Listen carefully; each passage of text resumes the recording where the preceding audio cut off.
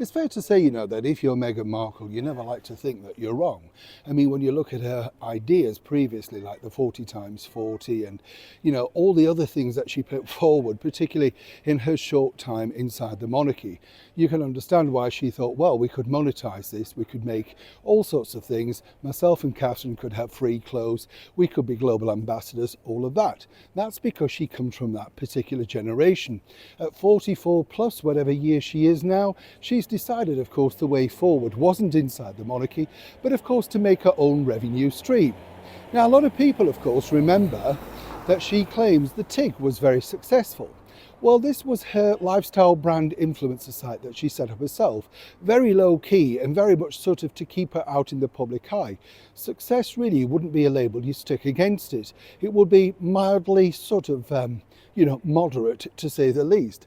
There was no great brand endorsements, there was no leading ambassadorial things attached to it. But of course now in 2025, we've seen that Meghan's back with a vengeance, as she teased a couple of years back now in that ill-fated interview with the Net. Want to know a secret, she said? I'm returning to Instagram. Well, it took 2 years, seemingly because there was infighting, of course, with her husband, the former role known as the Duke of Sussex, Prince Harry. You see, he doesn't like the world of social media. In fact, we know he's very, very sort of direct about it. Even more so recently, both of them sitting down with CBS to say what a poison chalice social media is. But then, of course, when things are looking really tricky, what is her girl supposed to do? Well, you've got to return back to it. And that's exactly what Meghan did. But now she's buoyed on by this. That's right. She returned to Instagram and very quickly, it has to be said, achieved over 1 million followers. Far more than, of course, American Riviera Orchard. Now, if you remember, I pointed this out a long time ago, that if you want to do the brand, you have to do the brand that people know your name by. It's pointless reinventing something that people can't find.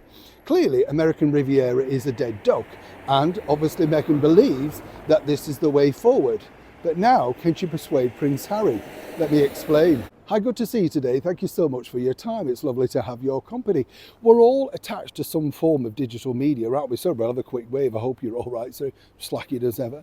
But we are, aren't we? Whether, things even that you don't want, health apps that you have to, now sign up for if you want to try and make a booking or anything like that. You can't escape it. Everybody's tracking everything you do.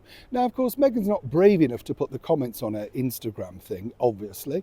But now she's decided that, well, basically, just think how powerful they both could be if they both launched an Instagram page together.